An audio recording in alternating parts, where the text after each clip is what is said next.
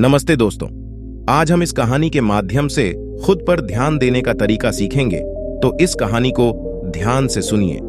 चलिए शुरू करते हैं। एक बार की बात है, एक लड़का था, उसका नाम संदेश, जो नगर में रहता था। वह अपने जीवन से बहुत निराश था। उनकी निराशा का कारण यह था कि वह अब तक अपने जीवन में कुछ नहीं कर रहा था। उसके माता पिता उसे ताने मारते थे कि आपके सभी मित्र कुछ न कुछ कर रहे हैं, लेकिन आप अभी भी घर बैठे हैं। दोस्तों के बीच भी अक्सर उनका मजाक उड़ाया जाता था। वह कहीं जाता तो लोग उससे पूछते कि आप क्या कर रहे हैं। उसे यह बताने में भी शर्म आ रही थी। वह कुछ नहीं कर रहा था। धीरे धीरे उसने रिश्तेदारों से मिलना जुलना कम कर दिया और लोगों से मिलना भी बंद कर दिया। वह ज्यादातर समय घर पर ही रहता है। वह अकेला रोता है और भगवान को कोसता है और अपनी किस्मत को दोष देता है। अब उसे अपना जीवन बोझ लगने लगा था। कभी कभी वह सोचता कि कब वह कुछ करने के योग्य बनेगा, और फिर वह सोचता कि जिंदा रहने से अच्छा मर जाना है। एक दिन वह अपने नगर की एक गली से गुजर रहा था। तभी उसने देखा कि एक उपदेशक दुआख और परेशानियों पर उपदेश दे रहा है। वह भी उसी भीड़ में सबसे पीछे बैठ गया और गुरु के प्रवचन सुनने लगा। उपदेशक कह रहा था, दुख एक शिक्षक की तरह है जो हमें जीवन की सच्चाई दिखाता है और हमें जीने का सही तरीका सिखाता है। आप चाहें तो जिंदगी जीना भी सीख सकते हैं। गुरुजी उपदेश दे रहे थे कि तुम चाहो तो कुछ भी हासिल कर सकते हो, और अगर चाहो तो एक कोने में बैठकर रो सकते हो। इन सभी बातों को संदेश ध्यान से सुन रहा था, लेकिन गुरुजी की ये बातें उसे पसंद नहीं आई। उसने खड़े होकर कहा कि कुछ भी सिखाने से दुख दूर नहीं होता, इसमें केवल दर्द होता है। दुख की पीड़ा अनंत है। ऐसा लगता है कि इसके बाद कुछ होने वाला नहीं है, इससे कुछ भी फर्क नहीं पड़ता है, इसके सामने तो मौत भी छोटी लगती है। उपदेशक ने कहा, फिर तुम्हारा दुख क्या है? संदेश ने उसके सामने अपनी सारी व्यथा सुनाई और पूछा, मेरे दुख का कोई उपाय है तुम्हारे पास? यह सुनकर गुरुजी मुस्कुराए और बोले, तुम उस दिन मेरे पास आना जब आपके जीवन में वास्तविक दर्द हो। मैं आपकी समस्या का समाधान अवश्य करूंगा। यह कहकर गुरु वहां से चले गए। संदेश ने सोचा, कहीं मेरा दुख नकली तो नहीं है? क्या मैं जिस दर्द से गुजर रहा हूं वह नकली है? मेरा दुख कोई नहीं समझ सकता। जब माँ बाप नहीं समझते तो गुरु क्या समझेगा? उनके दुखों से व्यथित होकर संदेश ने एक फैसला लिया कि अब वह कुछ करेगा। संदेश ने एक छोटा व्यवसाय शुरू किया, पर उसे सफलता नहीं मिल रही थी। लेकिन उसके घर वाले पूछते हैं कि क्या वह कुछ कोशिश कर रहा है। वह अपने व्यवसाय में लगा रहा और धीरे धीरे उन्हें सफलता मिलने लगी। फिर उसने गति पकड़ी और केवल 3 साल के अंदर ही वह एक बड़ा बिजनेसमैन बन गया। अब संदेश के आसपास ऐसे कई लोग थे जो उसकी परवाह करता था, जो उससे प्यार करता था। अब उनके परिवार के सदस्य भी उसकी तारीफ करते नहीं थक रहे थे। दिन ब दिन उसके मित्रों की संख्या बढ़ती जा रही थी। अब वह अपनी जिंदगी से बहुत खुश था। उनके कुछ दोस्तों ने उन्हें सलाह दी कि जब आप एक बड़ा बिजनेसमैन बनकर बहुत खुश हैं, तो सोचिए आपको कितनी खुशी होगी अगर आप इस शहर और इस राज्य के सबसे बड़े बिजनेसमैन बन जाते हैं। कितने लोग आपसे जुड़ना चाहेंगे, आपकी कितनी बड़ी ख्याति होगी, और स्वयं राजा भी आपसे दोस्ती करना चाहेंगे और जरूरत पड़ने पर ही आपसे पैसे उधार लेंगे। दोस्तों की यह बात संदेश के मन में घर कर गई। अब वह और पैसे कमाने की कोशिश करने लगा, लेकिन उसे यह सब बहुत ही जल्दी चाहिए था। वह समय बर्बाद नहीं करना चाहता था। उनका अधिकांश समय इन चीजों को प्राप्त करने में लग रहा था, इसलिए वह ऐसे काम करने लगा जो सही नहीं था। उसने बड़ा उधार लेना शुरू कर दिया। उसके दोस्तों से पैसे की मात्रा और अधिक मुनाफा कमाने के लालच में वह अपने माल में मिलावट करने लगा। उसने अन्य व्यापारियों के खिलाफ भी साजिश रची और उन्हें डराया धमकाया। जैसा उसके दोस्त कहते थे वैसा ही करता था। वह इन तरीकों से ज्यादा पैसा कमा रहा था, पर अब उसके जीवन में पहले जैसा चैन न था। उनके मन की शांति गायब हो गई थी और वह रात को सो नहीं पाता था। वह हंगामे में रहता था। वह सब कुछ पाकर भी उन्हें किसी चीज में सुख नहीं मिल रहा था। एक दिन संदेश अपनी गाड़ी में कहीं जा रहा था। तभी रास्ते में उन्हें उपदेशक का आश्रम दिखाई दिया। वह रुका और गुरु के पास जाकर बोला, संत, आपने मुझे मेरे पास आने के लिए कहा था जब मेरे जीवन में सच्चा दुख आता है। अब मैं बहुत दुखी हूं। कि मेरी नींद हराम हो गई है, मुझे कहीं भी शांति नहीं मिल रही है। इस प्रकार संदेश ने अपनी सारी समस्याएं गुरु को बता दी। गुरु ने कहा, जब तुम पहली बार मुझसे मिलने आए थे तब भी तुम किसी दुख में थे, आपने उस दर्द से क्या सीखा? संदेश ने कहा कि सिर्फ सोचने और चिंता करने से कुछ नहीं होता, आपकी दृष्टि को सच करने के लिए यह कार्रवाई करता है, और सिर्फ काम करने से कुछ नहीं होता, परिणाम भी मिलना चाहिए। जब आपको लगता है कि आपका लक्ष्य हासिल नहीं होने वाला, तब राह में चाहे कितनी भी मुश्किलें आ जाएं, मन कितना भी निराश क्यों ना हो, कितना भी लगता हो कि अब कुछ नहीं होने वाला है, तभी विश्वास करें, मैं जो भी कर रहा हूं उसमें अवश्य सफल होऊंगा। लोग केवल सफल लोगों का सम्मान करते हैं। कोई कितना भी अच्छा क्यों ना हो, वह हमेशा लोगों की नजरों में बोझ बने रहते हैं। यह सब सुनकर उपदेशक मुस्कुराया और बोला, जब आपके पास है तो यह वास्तविक दुख नहीं है। अपने जीवन में वास्तविक दुख आए तब मेरे पास आओ, मैं उसे ठीक कर दूंगा। संदेश ने जाते समय साधु को सोने के सिक्कों से भरा घड़ा भेंट किया। घड़े को देखकर गुरु ने कहा कि यह मेरे किसी काम का नहीं है, उस पेड़ के नीचे गड्ढा खोदकर गाड़ दो। संदेश ने घड़े को पेड़ के नीचे दबा दिया, जैसा कि गुरु ने बताया, और वहां से चला गया। कुछ दिनों से कारोबार ठीक चल रहा था, लेकिन व्यापार के गलत तरीके के कारण धीरे धीरे उसे व्यापार में घाटा होने लगा। उसकी सारी दौलत धीरे धीरे खत्म होने लगी, और एक दिन ऐसा भी आया जब उसके पास कुछ भी नहीं बचा और उस पर कर्ज का बोझ चढ़ गया था। परंतु वह निश्चिंत था, क्योंकि उसने अपना सारा कर्ज अपने दोस्तों से लिया था। उसने सोचा कि उसके दोस्त बुरे वक्त में उनके साथ खड़े रहेंगे, लेकिन ऐसा कुछ नहीं हुआ। जैसे ही बुरा वक्त आया, दोस्त पहले उससे कर्ज मांगने लगे। अगर उसने कर्ज नहीं लौट आया तो उन्होंने उसे जान से मारने की धमकी भी दी। उनके सभी शुभचिंतक और प्रियजन उससे दूर हो गए। उसके दोस्त जो उसके साथ मस्ती किया करते थे, अब उससे दूर भाग रहे थे। उसका परिवार उसकी गलतियां और कमियां गिनने लगा। उनकी सारी संपत्ति नीलाम कर दी गई और उसके पास कुछ भी न बचा। जब उसने अपने पिता से मदद मांगी तो पिता ने कहा कि मेरे पास थोड़ी सी संपत्ति है, मैं तुम्हारी मां को क्या कहूंगा अगर यह मैं तुम्हें दे दूं। यह संपत्ति हमारा अंतिम उपाय है। संदेश के मन में गहरा दुख छा गया। उसके आसपास कोई नहीं था जो उनके दुख को समझ सके, जो उसे संभाल सके। जनता के इस विश्वासघात के कारण वह अंदर से टूट चुका था। वह सोचने लगा कि अब जीने का क्या मतलब है, अब मौत ही मेरा सहारा है। वह आत्महत्या करने के लिए पहाड़ी पर जा रहा था।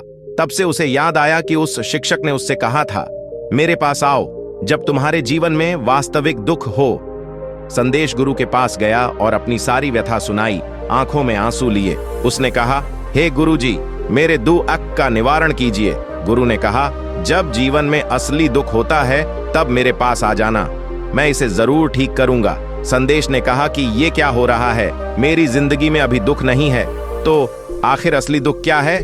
गुरुजी ने संदेश से कहा कि पहले आप मुझे बताओ, आपने अपने दुख से क्या सीखा? संदेश ने कहा कि मैंने वह सीखा, जो लोग हमारे जीवन में आते हैं वह हमारी सफलता और प्रगति के कारण वो हमें धोखा जरूर देंगे, क्योंकि बुरे समय में वे हमारे साथ नहीं खड़े होंगे। वे अच्छे समय में ही हमारा फायदा उठाएंगे और बुरे समय में हमें छोड़ देंगे। उन लोगों पर ही भरोसा करें जो हमारे बुरे समय में हमारे साथ खड़े रहते हैं, लेकिन ऐसे लोग बहुत कम होते हैं। लेकिन जिनके पास है उन्हें उनकी सराहना करनी चाहिए, उनका अपमान नहीं करना चाहिए। कभी भी किसी के खिलाफ साजिश नहीं रखना चाहिए। अपना काम ईमानदारी और धैर्य से करें और कभी लालची मत बनो। अपने सारे दुख दर्द और अनुभव बयां करने के बाद संदेश गुरुजी के सामने आंखों में आंसू लिए बैठ गया। कुछ देर बाद साधु उठे और पेड़ के नीचे एक गड्ढा खोदा और घड़ा निकाल लिया, जो सोने के सिक्कों से भरा हुआ था। उसने संदेश को देकर कहा, मेरे पास आओ जब तुम्हारे जीवन में वास्तविक दुख हो। संदेश ने अपने शिक्षक को धन्यवाद दिया और उन्हें प्रणाम करके चला गया। उस पैसे से उन्होंने एक छोटा सा व्यवसाय शुरू किया। अब वह छोटा व्यापारी बनकर भी खुश हैं। उन्होंने पूरी लगन और ईमानदारी से कारोबार किया। जल्द ही वह अपने शहर का एक बड़ा व्यापारी बन गया। उनका जीवन सुख सुविधाओं से भरा हुआ था, लेकिन कोई कितना भी अच्छा क्यों ना हो, लेकिन जीवन में दुख आता है तो संदेश के जीवन में भी दुख आते थे। अपने माता पिता की मृत्यु के रूप में वे दोनों एक ही दिन मर गए। संदेश अपने माता पिता से बहुत प्यार करता था, इसलिए उनके निधन से उन्हें गहरा सदमा लगा। वह शवों को ले गया, दोनों को श्मशान घाट ले गया, जहां अंतिम संस्कार किया गया। वहां उसने अपने माता पिता का शव जलता हुआ देखा तो उनका मन बेचैन हो उठा। उसके मन में कई सवाल उठने लगे। वह घर वापस आ गया, इसलिए उसने अपने माता पिता के घर और संपत्ति को देखा, जिसके लिए उनके पिता हमेशा लड़ते रहे। आज जो छूटा पड़ा है, जिन्होंने इसकी देखभाल की, इसके लिए लड़ने वाले इस दुनिया से चले गए। उसके पिता ने जो कुछ कमाया वह सब यहीं रह गया। एक दिन पहले तक उसके पिता मारपीट करते थे किसी के साथ उसकी संपत्ति के लिए। आज वो खुद इस दुनिया से चले गए। उसका मन ऐसे अनेक विचारों के बवंडर में था। वह अंदर से अकेला और डरा हुआ महसूस कर रहा था। वह खाली महसूस कर रहा था। उसे लगा कि कुछ है, वह समझ नहीं सका। इसलिए वह गुरु के पास गया। उसे देखकर गुरुजी ने कहा, क्या जीवन में कोई दुख है? संदेश ने कहा, वैसे तो जीवन में कोई दुख नहीं है, सब कुछ अच्छा चल रहा है, लेकिन आज मेरे माता पिता का देहांत हो गया है। मैं इस घटना से बेहद दुखी और परेशान हूँ। गुरुजी ने कहा, इसमें दुखी होने की क्या बात है? एक दिन सबके अपनों को मरना है। कोई न कभी जिया है और न कभी रहेगा। एक दिन तुझे भी मरना है। शायद तुम कल ही मर जाओगे या आप आज भी मर सकते हो। संदेश ने कहा, क्या कह रहे हो गुरु जी? मैं भी मर जाऊंगा, लेकिन मैं अभी जवान हूं। गुरु ने कहा कि सब जी रहे हैं इस भ्रम में कि मृत्यु केवल दूसरों को आती है, बड़ों के पास ही आती है, लेकिन जवान और बूढ़े मर जाते हैं, बच्चे मर जाते हैं। मौत का उम्र से कोई लेना देना नहीं है, यह सभी को प्रभावित करता है। मास्टर जी की ये बातें संदेश के मन में घर कर गईं और वह चुपचाप चला गया। लेकिन उसका मन अभी भी बेचैन था। वह खाली महसूस कर रहा था। वह सारा दिन अपने बारे में ही सोचता रहा कि वह कौन है, वह इस दुनिया में क्यों आया है, क्या जीवन का लक्ष्य केवल चीजों को खाना और मरना है? ऐसे कई सवाल उसके दिमाग में लगातार उठ रहे थे, लेकिन उन्हें अपने किसी भी सवाल का जवाब नहीं मिल रहा था और उसका दुख दिन दिन बढ़ता ही जा रहा था। इसलिए कुछ दिन बाद वह फिर से गुरुजी के पास पहुंचा और बोला, हे स्वामी, मैं बहुत दुखी हूं, क्योंकि मैं यह नहीं जान पा रहा हूं कि मैं कौन हूं और मैं इस दुनिया में क्यों आया। यह सुनकर गुरुजी मुस्कुराए और बोले, आज आपके जीवन में पहली बार सच्चा दुख उत्पन्न हो गया है। यह वास्तव में दुख कहलाने के लायक है। हम नहीं जानते कि हम कौन हैं, हम क्यों आए हैं, क्या करें, कैसे करना है। संदेश ने अपने गुरु से कहा कि उसकी दुर्दशा दूर करो। गुरु ने कहा कि हम सभी इंसान हैं, जीवन भर संग्रह करते रहते हैं। संदेश ने कहा कि सभी इंसान जीवन भर धन, सम्मान, परिवार, प्रतिष्ठा, मित्र, शत्रु आदि जमा करता है। गुरुवर ने पूछा, क्या हम एकत्रित की गई चीजों में से कुछ भी अपने साथ ले जा सकते हैं? संदेश ने कहा, कोई भी इंसान अपने साथ कुछ भी नहीं ले जा सकता, वह सिर्फ अकेला ही जाता है। मेरे माता पिता भी अपने साथ कुछ भी नहीं लेकर गए। सब कुछ, धन संपत्ति, वैभव, सब कुछ यहाँ पर छोड़ कर गए। शिक्षक ने कहा, अब मेरी बात ध्यान से सुनो। इस संसार में हमें जो संग्रह करना चाहिए वह हम नहीं करते। चीजें हमारे सामने होती हैं, लेकिन हम उन्हें देखने की कोशिश नहीं करते। हमें इस दुनिया में जो कुछ भी इकट्ठा करना है वह हम खुद हैं। हमें खुद को जुटाना होगा, ताकि जब हम मरें तो हम एकजुट हो सकें। और खुद को पहचानने में सक्षम होने के लिए हम अंदर बैठ हुए हैं। हम प्यार, नफरत, गुस्सा, ईर्ष्या में बैठ हुए हैं। क्रूरता, धन, स्थिति, प्रतिष्ठा, सम्मान, पहचान, धर्म, जाति, सैकड़ों हजारों ऐसी चीजों और इच्छाओं में हम विभाजित हैं और टुकड़ों में जीवन जी रहे हैं। इस विभाजन के कारण हमारी चेतना कभी एक नहीं हो सकती। हमारी चेतना शक्ति बिखरी हुई है, इसलिए हमारे पास इतना समय नहीं है, इतनी ऊर्जा नहीं कि हम मुड़ सकते हैं और अपने भीतर देख सकते हैं। वास्तव में धन, सम्मान और सुविधाओं का अभाव, लोग इसे दुख समझते हैं और जीवन भर के लिए जो दुख कहकर रोते रहते हैं और समाधान खोजने का प्रयास करते रहते हैं, उन्हें अपना समाधान कभी नहीं मिलेगा, क्योंकि जिसे लोग दुख कहते हैं वह वास्तविक दुख नहीं है। यह सिर्फ एक आदमी की इच्छा है। उसकी इच्छा कभी पूरी नहीं होती, इसीलिए व्यक्ति को कभी उनके प्रश्नों का समाधान नहीं मिलता। इसलिए इन सब से परे, यदि आप अपने दुखों का अंतिम समाधान चाहते हैं तो सबसे पहले खुद को समेटो, इस दुनिया से अपनी ऊर्जा वापस ले लो और इकट्ठा करो। अपने आप पर ध्यान केंद्रित करो, स्वयं पर ध्यान दो। अपने मृत्यु से पहले अपने आप को जानने की कोशिश करो, बिखरो मत। संदेश ने कहा, तो गुरुजी, क्या हम इस संसार को छोड़ दें? हमारी सभी इच्छाओं को मार देना चाहिए। किसी से प्रेम नहीं करना चाहिए, धन संग्रह नहीं करना चाहिए, सम्मान की आशा छोड़ देनी चाहिए। शिक्षक ने कहा कि भावनाओं और इच्छाओं ऐसे बिखरे हुए मनुष्य में से निकल आओ, जैसे कोई पत्थर पहाड़ से गिरे जिस पर पर्वत का कोई वश नहीं है सिवाय देखने के, परेशान होना और कुछ खोना। वैसे ही बिखरे हुए मनुष्य की इच्छाएं बेकाबू और दर्दनाक हैं। उसका अनियंत्रित मन इच्छा करता रहता है और कल्पना करता रहता है और यह दुख देता है। लेकिन जब एक व्यक्ति अपने मन को एकत्र करता है तो वह जो कुछ भी करता है वह उसके नियंत्रण में होता है। फिर उसकी इच्छा से इच्छाएं भी उत्पन्न होती हैं। संदेश ने कहा कि आपने मेरे असली दुख का समाधान कर दिया। आपका बहुत बहुत धन्यवाद। अब से मैं खुद को समेटने, खुद को तराशने की कोशिश करूंगा। गुरुजी ने कहा कि मानव शरीर में बहुत ऊर्जा और शक्ति है, लेकिन यह फालतू के कामों में बटा हुआ है, बेकार की बातों में लगा हुआ है। यह एक बहुत ही शक्तिशाली मशीन की तरह है।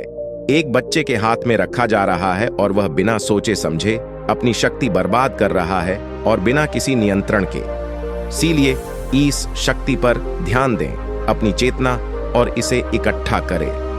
संदेश को अपने प्रश्नों का उत्तर मिल गया।